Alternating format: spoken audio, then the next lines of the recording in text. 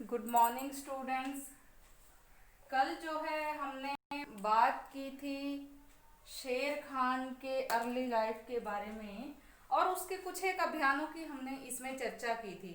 तो आज जो है उन्हीं अभियानों में से आगे जो है उसने कौन कौन से अभियान जीते, कैसे फिर वो सम्राट बना भारत का, और सम्राट बनने के बाद जो है उसने कौन कौन सी मुख्य सफलताएं हासिल की और अपने राज्य को साम्राज्य में कैसे बदला और मुगलों को पूरी तरह भारत से कैसे खदेड़ा और जो है भारत से बाहर ही उनको रखने के लिए क्या जो है अपने शासन व्यवस्था में उचित उसने प्रबंधन किए। तो इस प्रकार से हम बात करेंगे जो है शेर खान के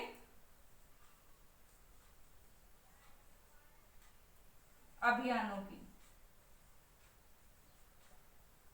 तो स्टूडेंट्स यहाँ पे हमने बात की थी सबसे पहले शेर खान के अभियानों में बंगाल से युद्ध। ये हमने पढ़ लिया था कि बंगाल से जो युद्ध उसने किया था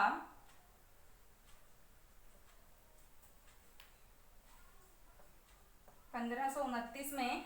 तो यहाँ पे उसने जो है बंगाल के शासक नुसरत शाह जो कि जलाल खां का साथ दे रहा था उसको हराया था और उसको हरा करके जो है उससे काफी सारी धनराशि प्राप्त की थी। यहाँ से वो सैनिक और आर्थिक रूप से अपने आप को जो है उसने मजबूत कर लिया था। तो उसकी ये जो आर्थिक मजबूती थी, सैनिक मजबूती थी, इसने जो है उसको और आगे बढ़ने के लिए जो है हवा दी। तो उसके बाद जो है उसने चुनार पे अधिकार कर लिया। चुनार पे अधिकार जो करने के लिए जो है उसने अच्छी रणनीति बनाई थी, अच्छी कूटनीतिक चाल चली थी।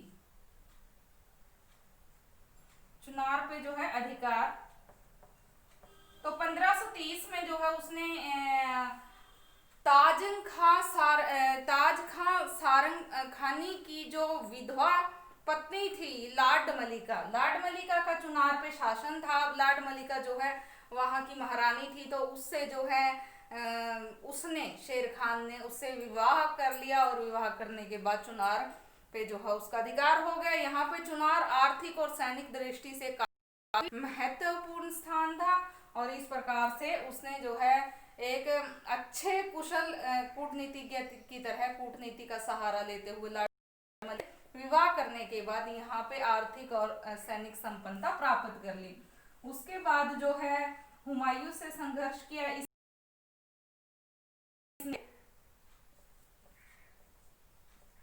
संघर्ष, तो इसने जो है हुमायूं से संघर्ष क्यों किया और जो है इसने हुमायूं से संघर्ष के बाद जो है चुनार का प्रथम घेरा, चुनार का प्रथम घेरा, जैसे कि हमने पढ़ा कि यहाँ पे हुमायूं से इसके संघर्ष किस प्रकार से हुए। यहाँ पे जो महमूद लोदी की हम बात कर रहे थे, इब्राहिम लोदी का जो भाई था, वो जो है हुमायूं के खिलाफ एक बार फिर से सैनिकों को एकत्रित करके और शेर खान से सहायता मांग करके उसने हुमायूं पे आक्रमण कर दिया। हुमायूं पे दोहरिया नामक जगह पे जो है ये आक्रमण किया गया था और दोहरिया जगह पे उन दोनों सेनाओं का आपसे टकराव हुआ जिसमें जो है हुमायूं की जीत हुई और यहाँ पे महमूद लोदी वहां से भाग खड़ा हुआ और वहां से भागने के बाद 1542 में महमूद लोदी की मृत्यु हो गई। तो इस प्रकार से यहाँ शेर खान ने महमूद लोदी का साथ दिया था, उसकी हेल्प की थी, उसका सहयोग किया था। तो यहाँ पे हुमायूं इस बात से जो है रंजिश में था कि उसने शेर खान ने महमूद लोदी का साथ क्यों दिया और यदि वो महमूद लोदी का साथ दे रहा है तो वो भी हुमायूं के खिलाफ षड्यंत्र रच रहा है। तो अपने षड्यंत्रकारी को हुमायूं दंड देना चाहता था और इसी मंशा को लेकर के जो है उसने चुनार का जो दुर्ग था जो कि शेर खान के आधिपत्य में था, तो इस पे उसने जो है घेरा डाल दिया। पहला घेरा जो है चुनार के दुर्ग पे 1531-32 में हुमायूं द्वारा डाला गया। तो ये घेरा जो है कई महीनों तक ऐसे ही डाला गया और उस पे जो है हुमायूं की सेना बाहर तैनात रही। तो यहाँ पे दिल्ली पे गुजरात के शासक के आक्रमण की जो है सूचना हुमायूं को मिली उसके गुप्तचरों के द्वारा। जैसे ही हुमायूं को पता चला कि गुजरात के शासक ने दिल्ली पे जो है आक्रमण कर दिया है, तो दिल्ली को बचाना उसको ज्यादा जरूरी लगा और यहाँ पे वो बिना जो है युद्ध किए ही शेर खान के साथ संधि वार्ता उसने की, संधि प्रस्ताव उसके सामने रखा और इस संधि में जो है चुनार के घेरे को छोड़ और बदले में जो है कुतुब खान जो कि शेर खान का पुत्र था, शेर खान के पुत्र कुतुब खान को और उसके 500 सैनिकों को लेकर के जो है वो वहां चला गया और चुनार का दुर्ग जो है शेर खान के संरक्षण में छोड़ गया। तो ये जो प्रसिद्ध इतिहासकार हैं इस बारे में जो है हुमायूं की ये भूल मानते हैं कि वो दिल्ली को बचाने के चक्कर में यहाँ पे एक हारे हुए अफगान को ऐसे ही छोड़ गए। यहाँ पे उसको आसानी से पराजित करके जा सकता था और वो दिल्ली को भी बचा सकता था। तो उसके बारे में लिखा है कि सांप अभी घायल हुआ था, मरा नहीं था। तो अभी जो है उसके जाने के बाद शेर खान ने अपनी शक्ति को पुनः संगठित करना शुरू कर दिया और यहाँ पे एक बार फिर से जो है उसने अपनी सेना को और ज्यादा शक्तिशाली कर लिया। तो बात की थी फोर्थ जो अभियान था उसका सूरजगढ़ का युद्ध। सूरजगढ़ का युद्ध, हमने सूरजगढ़ के युद्ध की बात की थी। इसमें भी जो है जलाल खान का साथ दिया था नुसरत शाह ने। तो यहाँ नुसरत शाह ने जब जलाल खान का साथ दिया, बंगाल का वो शासक था, तो नुसरत शाह और जलाल खान के कुछ सहयोगियों और उनकी सेना का शेर खान से आमना सामना हुआ। सूरज जगह पे युद्ध हुआ था तो इसीलिए इसको सूरजगढ़ का युद्ध कहा गया और इस सूरजगढ़ के 1535 में शेर खान की सेना ने जो है जलाल खान और उसके सहयोगी मित्र नुसरत शाह जो कि बंगाल का शासक था उसको करारी हार दी। और यहाँ पे ये करारी हार जो उसको दी थी ये एक आगे के लिए जो शेर खान का जो भविष्य था उसको तय करने के लिए एक अच्छी शुरुआत, एक अच्छी पहल साबित हुई, क्योंकि शेर खान ने जो है अगर ये युद्ध ना जीता होता तो वो आर्थिक और सैनिक रूप से मजबूत ना हो पाता और आर्थिक और सैनिक रूप मजबूत नहीं होता तो वो आगे के युद्धों को लड़ने के बारे में नहीं सोच सकता था। तो सूरजगढ़ से अपार जो है अतुल्य मात्रा में संपत्ति उसको मिली, आर्थिक रूप से वो मजबूत हो गए, यहाँ पे उसकी सेना में वृद्धि हुई।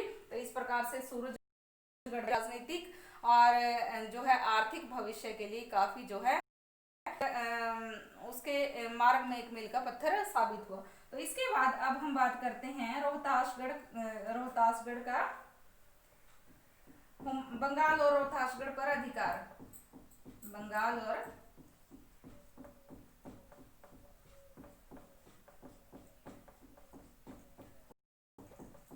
रोहतासगढ़ पर अधिकार। तो यहाँ पे स्टूडेंट्स हम बात कर रहे हैं बंगाल और रोहतासगढ़ की। तो अपनी प्राज्य का बदला लेने के लिए जो है बंगाल के शासक ने महमूद शाह का सहारा लिया। महमूद शाह जो है गुजरात का शासक था, उसने जो है अपने आप को अब महमूद शाह की उपाधि से विभूषित कर लिया था। महमूद शाह की सेना ने जो है बंगाल के शासक नुसरत शाह का सहयोग करते हुए और जलाल खान का सहयोग करते हुए जो है शेर खान के खिलाफ चढ़ाई कर दी। यहाँ पे जो है उन दोनों की संयुक्त सेनाओं ने जैसे ही शेर खान पे चढ़ाई की तो तेलियागढ़ी नामक जगह पे युद्ध हुआ उन दोनों के बीच में। और तेलियागढ़ी के युद्ध में बंगाल के शासक को जो है मोहम्मद शाह, जिसने अपनी उपाधि धारण की थी, मोहम्मद शाह को जो है उसने पूरी तरह से हरा दिया। तो इस प्रकार से मोहम्मद जो है तेलियागढ़ी के युद्ध में हरा करके बंगाल पूरी से जो है शेर खान के कब्जे में आ गए। यहाँ पे उसने जो है रोहतासगढ़ पे भी अधिकार कर लिया और अतुल्य मात्रा में संपत्ति उसको यहाँ से प्राप्त हुई। तो इस प्रकार से एक बार फिर जो है और ज्यादा आर्थिक रूप से संपन्न जो है इस युद्ध ने शेर खान को बना दिया। तो इसके बाद का जो अगला अभियान था उसका वो था हुमायूं द्वारा चुनार का दूसरा घेरा। हुमायूं द्वारा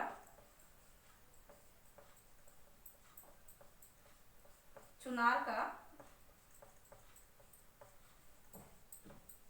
दूसरा घेरा 1537-38 में जो है ये दूसरा घेरा हुमायूं ने डाला था। तो बंगाल के शासक मोहम्मद शाह, जो कि नुसरत शाह था, उसने जो हम मोहम्मद शाह की उपाधि धारण कर रखी थी, तो उसको भी जो है हुमायूं सबक सिखाना चाहता था, लेकिन अब जो है दोनों ने मिल करके शेर खान को सबक सिखाने की सोची थी। तो यहाँ पे हुमायूं की सहायता की, हुमायूं की सहायता की बंगाल के शासक ने। और बंगाल का शासक और हुमायूं जो है मिल करके शेर खान के ऊपर आक्रमण करने के लिए निकले। यहाँ पे चुनार जो दुर्ग था उसके ऊपर जो है उन्होंने घेरा डाले रखा, लगभग 6 माह ये घेरा डाले रखा। यहाँ पे एक दूसरे की तरफ से जो है किसी तरह की कोई आक्रमण की युद्ध की प्रक्रिया न रही। 6 महीने के घेरे के बाद जो है स्थिति ये हो गई कि यहाँ पे शेर खान ने दुर्ग की सुरक्षा का भार जो है अपने लड़के कुतुब खान के नेतृत्व में सौंप दिया। और जो है उसके बाद जो है कमी कमी खान, हुमायूं का एक विश्वास पात्र जो नेता था, हुमायूं की ओर से जो यहाँ पे चुनार के दुर्ग पे आधिपत्य संभाले हुए था, तो कमी खान ने जो है चुनार के घेरे में अपने आक्रमण को आगे जो है मार्ग दिया और उसने जो है चुनार के दुर्ग पे आक्रमण कर दिया। यहाँ पे कुतुब खान जो है चुनार के दुर्ग के आक्रमण का जो है आगे से जवाब दे रहा था शेर खान की तरफ से। तो कुतुब खान और कमी खान में जो है भयंकर युद्ध हुआ, जिसमें कुतुब खान ने कमी खान ने कुतुब खान को पराजित कर दिया। तो यहाँ पे जो है चुनार का जो दूसरा घेरा था, इसमें हुमायूं की जीत हुई। कमी खान जो था उसका विश्वास पात्र और जो मुख्य सेना नायक था, उसकी बदौलत जो है यहाँ पे चुनार का जो दूसरा घेरा डाला गया था, यहाँ पे उसमें हुमायूं की विजय हुई। तो यहाँ पे जब उन्होंने चुनार के घेरे डाले हुए 6 महीने हो गए थे, उस पर जीत भी हासिल कर ली थी।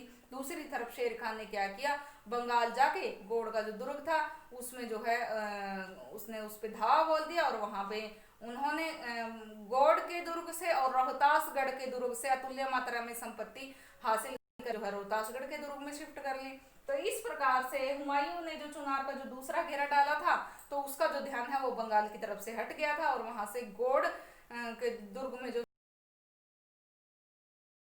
दूसरा घेरा जरूर वो जीत गया था चुनार, और लेकिन बदले में जो है वो उसको हार गया। तो इस प्रकार से चुनार को जो बंगाल का मुख्य जो गौड़ का दुर्ग था।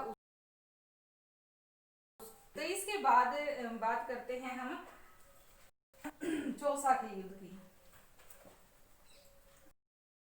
था वो था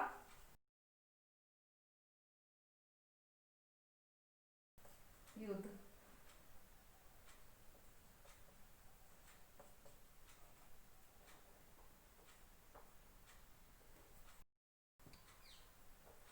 तो यहाँ पे चौसा, इसमें जो है चौसा का युद्ध हुआ गौड़ पे, इसका हुमायूं का गौड़ पे शेर खान का कब्जा हो गया था।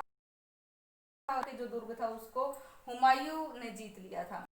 अब जो है बंगाल पे भी हुमायूं अपना आधिपत्य स्थापित करना चाहता था। तो उसने क्या किया, शेर खान के सामने एक संधि प्रस्ताव भेजा कि वो 10 लाख रुपए उसको वार्षिक कर दे। एक बार तो जो है शेर खान ने ये मान लिया, लेकिन जैसे ही वो वहां से वापिस जो है दिल्ली चला गया, तो उसके वापिस जाते ही जो है शेर खान ने गौड़ के दुर्ग के हर्जाने के रूप में जो है जो 10 लाख देने के लिए, जो 10 लाख वार्षिक कर देने के लिए जो बात जो हम मानी थी, उससे इनकार कर दिया और कर देना बिल्कुल बंद कर दिया। तो अब जो है दोबारा से शेर खान को हुमायूं सबक सिखाना चाहता था।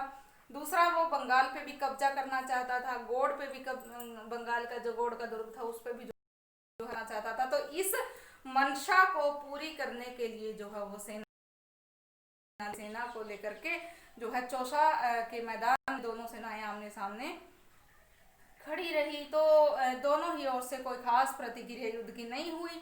यहाँ पे जो शेर खान की सेना थी वो ऊंचे टीलों पे थी और यहाँ पे मुगल जो सेना थी वो नीचे जो है गहरी खाइयां थी, और उन नीचे जो गहरी खाइयों पे उस सेना ने अपना शिविर लगा यहाँ पे लगभग जो है कहते हैं कि 3-4 महीने का समय बीत गया। उस 3-4 महीने के समय के बीत जाने के बाद जैसे ही बरसात का मौसम शुरू हुआ, तो बरसात के मौसम में 25 जून को जो है बरसात होनी शुरू हो गई।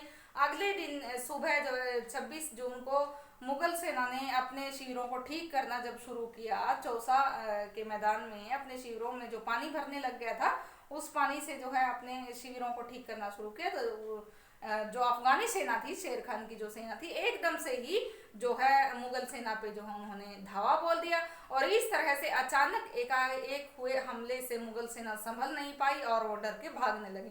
भागते हुए जो है मुगलों को अफगानी सेनाओं ने, अफगानी सैनिकों ने पकड़ पकड़ के जो है कत्लेआम कर दिया। तो इस प्रकार से यहाँ पे हुमायूं कुछ समय तो वीरता पूर्वक लड़ा, लेकिन फिर वो भी जो है भाग खड़ा हुआ और उसने जो है अपनी जान जो गंगा नदी में जो है कर्मनाशा नदी में, पास में कर्मनाशा नदी का किनारा था, तो कर्मनाशा नदी में कूद करके अपनी जान बचाई। तो इस तरह से वो कर्मनाशा नदी में कूद करके जो है अपनी जान बचाने में तो जो है सफल हो गया।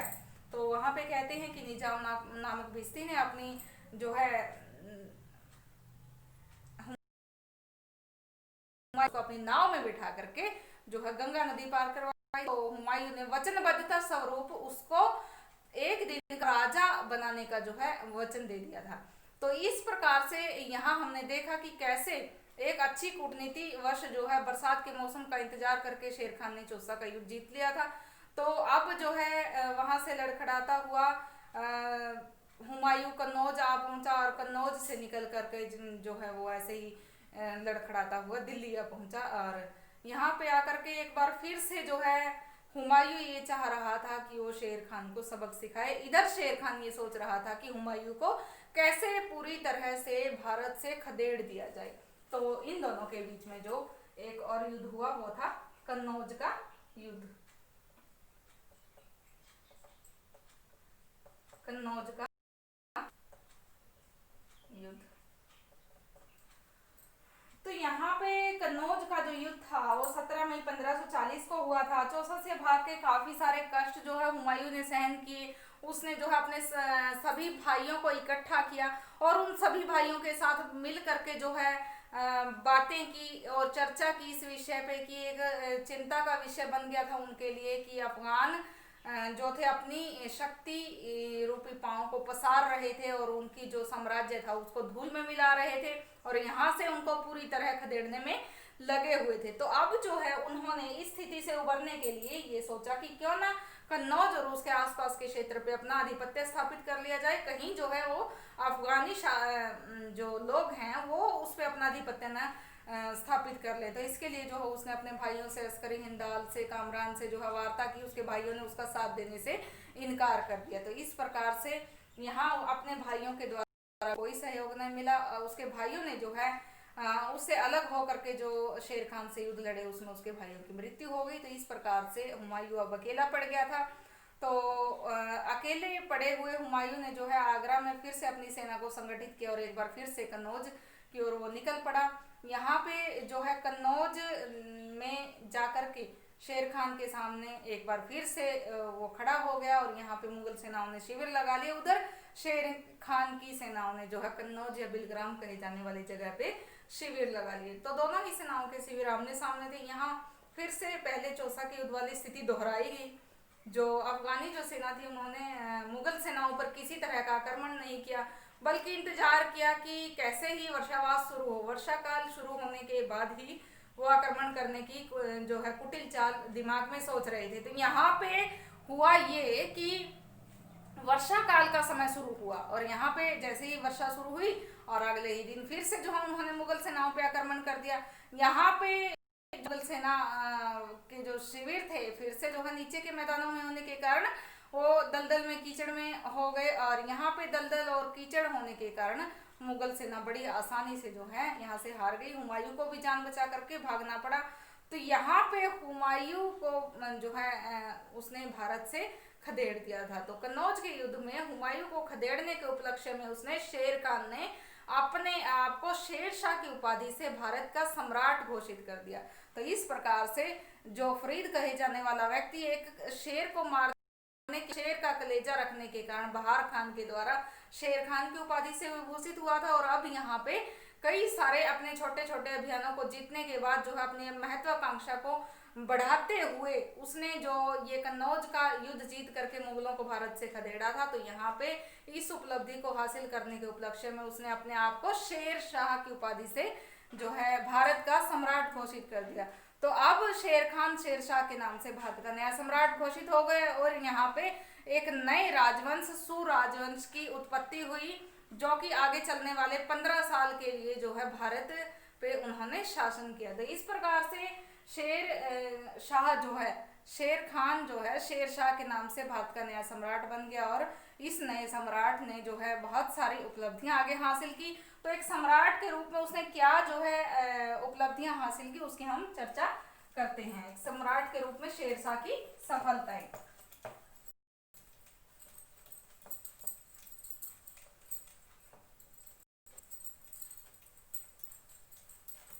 10 जून 1540 को शेरशाह का राज्याभिषेक किया गया था एक नए शासक के रूप में। तो इस प्रकार से जो है हिंदुस्तान के बादशाह के रूप में जो है उसने शेरशाह नाम से नया राज्याभिषेक करवाया था 10 जून 1540 को। और 10 जून 1540 को भारत को नया सम्राट मिल गया था शेरशाह। तो शेरशाह की जो सफलताएं थी बाद में उसने जो सफलताएं हासिल की उनकी हम चर्चा कर लेते हैं। तो उसमें सबसे पहली जो सफलता थी शेरशाह की सम्राट के रूप में जो उसने हासिल की थी वो थी हुमायूं को बाहर खदेड़ना। हुमायूं को भारत से बाहर खदेड़ना।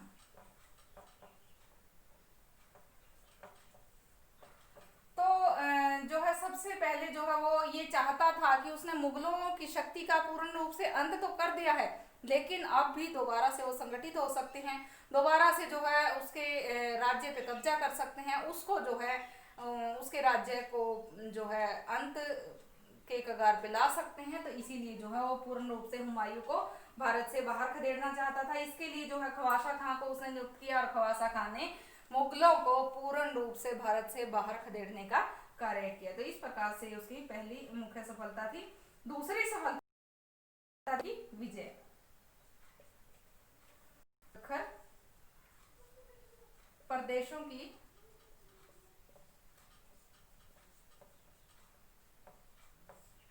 यहाँ पे गख्खर जो है सिंधु और झेलम नदी के किनारे पे एक जो बोलन दर्रा है वहां पे गख्खर लोग रहते थे। गख्खर एक लड़ाकू जाति है। तो लड़ाकू जनजाति के रूप में मुगलों के वो सहयोगी थे गख्खर। तो जिस प्रकार से वो मुगलों को जो है अपना संबंधी ही मानते थे। मुगलों को जो है हुमायूं ने शेरशाह ने जब भारत से पूरी तरह से बाहर खदेड़ दिया तो अब गख्खर जो है मुगलों के मित्र के रूप में, मुगलों के सहयोगी के रूप में अपने आप को मान रहे थे। तो यहाँ पे गख्खरों को जो है हराना शेरशाह के सामने अगली चुनौती थी। तो उसने जो है बड़ी वीरता से सामना किया।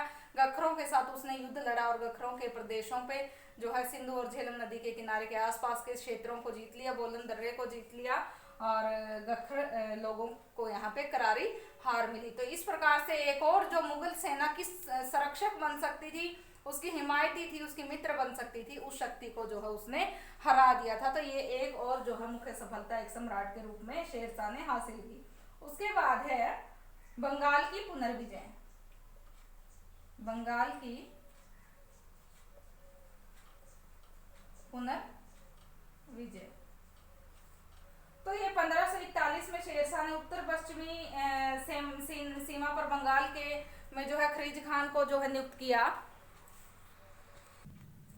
तो खरीज खान ने यहाँ पे बंगाल में जो है बंगाल का जो सूबेदार था उसने विद्रोह कर दिया था। तो खरीज खान के विद्रोह के बाद अब जो है शेरशाह के सामने एक और चुनौती का उसको सामना करना पड़ गया कि जो कैसे वो खरीज खान के विद्रोह को दबाए। तो उसने अपने जो है मुख्य सहयोगी मुख्य सेनापति था उसको खरीज खान के खिलाफ जो एक सेना लेके भेज दिया। यहाँ पे खरीज खान को बड़ी बुरी तरह से हरा दिया गया और उसने जो कूटनीति का सहारा लेते हुए एक अच्छी रणनीतिज्ञ की तरह शेर शाह ने बंगाल में जो है सूबेदार का पद ही खत्म कर दिया। अब उसने जो है बंगाल प्रांत को जो है आगे परगनों में बांटा, परगनों में फिर उसने शिकदारों की भर्ती की। तो इस प्रकार से उसकी बंगाल की शासन व्यवस्था में ही उसने कुछ परिवर्तन कर दिए, जिसके बाद जो है आगे बंगाल में कोई भी उसके खिलाफ विद्रोह न कर सके। तो यहाँ पे पूरी तरह से उसने जो सूबेदार का पद था उसको पूर्ण रूप से समाप्त किया था, ताकि आगे कोई भी जो सूबेदार है जो है उसके खिलाफ ना खड़ा हो सके। इसके बाद जो है उसकी अगली जो सफलता थी वो थी मालवा की विजय। मालवा की विजय।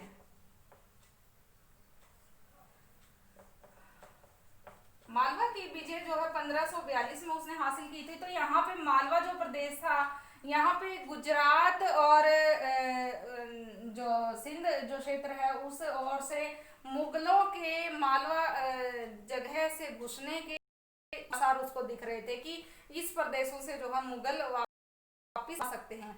और यहाँ पे जो है मालदेव राजपूत राजा मालदेव था, उसकी भी निगाह थी। तो उसकी निगाह से बचाने के लिए और जो है मुगलों के भारत में आने के जो मार्ग था उसको बंद करने के उद्देश्य से जो है शेर खान ने मालवा पे आक्रमण किया और मालवा पे आक्रमण करके उसको जीत लिया। यहाँ पे 1542 में जो मालवा का जो शेरशाह के कब्जे में आ गया, और यहाँ पे जो है एक और क्षेत्र जो जिससे मुगल आ सकते थे, एक और मार्ग जो है शेरशाह ने मुगलों का बंद कर। बाद है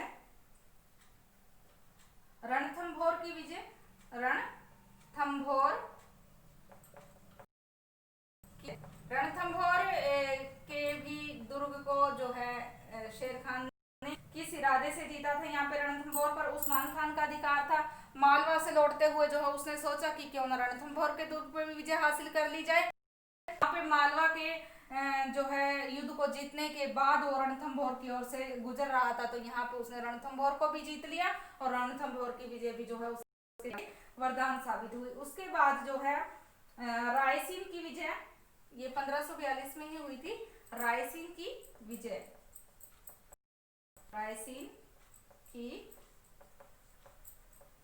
विजय। तो रायसीन की विजय 1543 में। रायसीन का जो राज्य था वो पूरनमल के हाथों में था। पूरनमल एक राजपूत राजा था, राणा सांगा की जो है हाथों से लेना चाहता था, लेकिन अब मुगल तो राजा थे नहीं, मुगलों को तो शेर खान ने पूरी तरह भारत से खदेड़ दिया था। तो यहाँ पे राजपूत शक्ति का संगठन पुनः करके यहाँ पे राजपूतों का शासन जो है पूरनमल यहाँ पे चाहता था कि यहाँ पे एक बार फिर से राजपूतों का आधिपत्य और हिंदू शाही शासन स्थापित हो जाए। तो इस मंशा से जो है वो आक्रमण की तैयारी कर रहा था। तो शेर खान के खिलाफ जो है वो आक्रमण की तैयारी कर रहा था। इधर शेर खान की भी निगाह रायसीन पर थी और जो है वो पूरनमल की शक्ति को कुचलना चाहता था। तो इस मंशा से दोनों ही सेनाएं रायसीन में जो है आमने सामने टकराई और इस भयंकर मुठभेड़ में जो है रायसीन को शेर शाह ने जो है रायसीन की जो विजय थी, ये विजय भी जो है एक महत्वपूर्ण विजय साबित हुई। इसके बाद है सिंध और मुल्तान की विजय।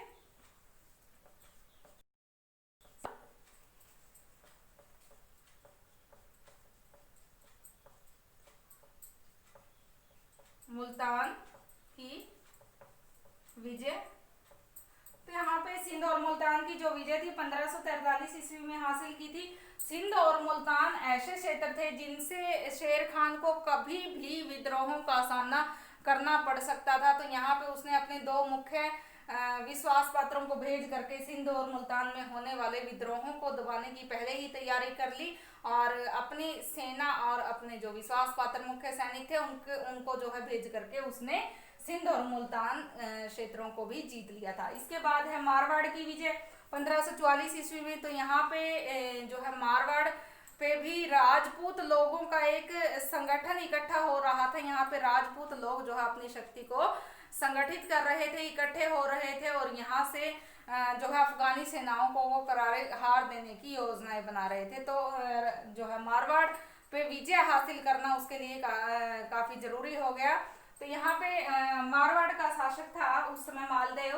तो मालदेव ने आसपास के अमेर, अजमेर, जालौर जो स्थान थे उसके छोटे छोटे रियासतों के जो राजपूत राजा थे उनसे सहयोग की जो है अपील की और उन्होंने उसको सहयोग भी दिया। तो इस प्रकार से राजपूत राजाओं का संघ एक तरफ जो है अफगानी सेनाओं में शेरशाह की सेना, तो ये दोनों ही सेनाओं की जो आपसी मुठभेड़ हुई इसमें 1544 में जो है शेरशाह को एक अच्छी विजय हासिल हुई और जो है राजपूतों की हार हुई। यहाँ पे राजपूत शक्ति को एक बार फिर से धक्का लगा और यहाँ पे जो अंतिम विजय थी वो थी चित्तौड़ या मेवाड़ की विजय। वही जो है 1544 में चित्तौड़ और मेवाड़ को भी जो उसने जीत लिया। उसके बाद कलिंजर बचता था, कलिंजर का दुर्ग भी जो है उसने अंत में जीत लिया। तो एक राजा के रूप में ये मुख्य सफलताएं जो हम उसने हासिल की, जो हमने पढ़ा कि कैसे जो है शेरशाह ने प्रारंभिक अभियानों के द्वारा अपनी शक्ति को मजबूत किया, जिसमें हमने बात की सबसे पहले बंगाल के अभियान की, उसके बाद जो है चुनार पे अधिकार की, जो है हमने बात की कि कैसे जो है हुमायूं से उसके संघर्ष हुए, फिर चुनार का प्रथम घेरा उसने कैसे जीता, फिर जो है हमने बात की आगे उसके अभियानों में कैसे उसने जो है बंगाल पे जो है पुनः कब्जा किया और रोहतासगढ़ के जो दुर्ग को कैसे जीता, सूरजगढ़ का युद्ध उसने किस मंशा को लेकर के जीता। तो इससे जो है उसकी महत्वाकांक्षा बढ़ती ही जा रही थी। यहाँ पे जो चुनार का दूसरा घेरा था फिर उसने उसमें जो है कैसे कूटनीति का सहारा लिया।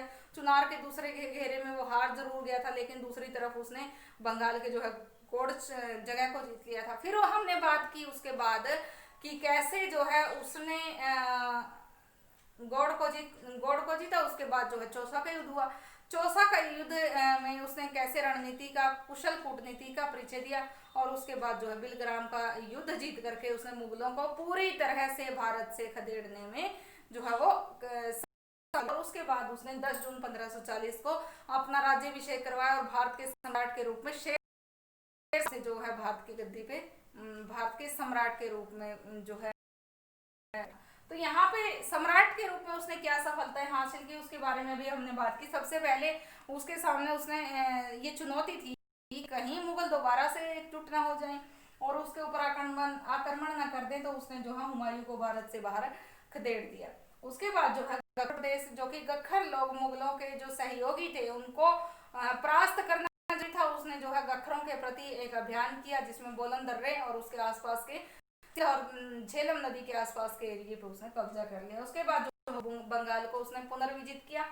फिर मालवा के प्रदेश पे उसने विजय हासिल की ताकि वो मालदेव से जो है मालवा को बचा सके और रणथंभौर की विजय आते आते उसने जो है मालवा से वापस लौटते हुए रणथंभौर को जीता। रायसीन की विजय, यहाँ पे राजा पूर्णमल राजपूत राजा था, अपनी शक्ति को संगठित कर रहा था, कभी भी अफगानों पे आक्रमण कर सकता था, उसकी शक्ति को दबाना जरूरी था, इसीलिए जो है रायसीन को इसने जीता। उसके बाद जो है सिंध और मुल्तान को जीता और उसके बाद जो है उसने मारवाड़ को जीता। फिर उसने जो है और अंत में जो है कलिंजर के दुर्ग को जीत लिया। तो इस प्रकार से बहुत सारी जगहों को जीत करके जो है एक अच्छा राज्य का जो है शेरशाह निर्माता हो गया और एक सम्राट के रूप में उसने बहुत सारी सफलताएं हासिल की। तो स्टूडेंट्स, आज हमने बात की शेरशाह के अभियानों की और सम्राट के रूप में उसने कौन कौन सी सफलताएं प्राप्त की। अगला जो लेक्चर होगा उसमें हम पढ़ेंगे शेरशाह की शासन व्यवस्था की, केंद्रीय शासन कैसा था, प्रांतीय शासन कैसा था, स्थानीय शासन कैसा था, आगे उसकी गुप्तचर व्यवस्था, शांति व्यवस्था, लोगों के लिए उसने क्या लोक कल्याणकारी कार्य किए, उसके बारे में हम सारी चीजें वो डिटेल से पढ़ेंगे। तो आज के लिए इतना काफी है। धन्यवाद।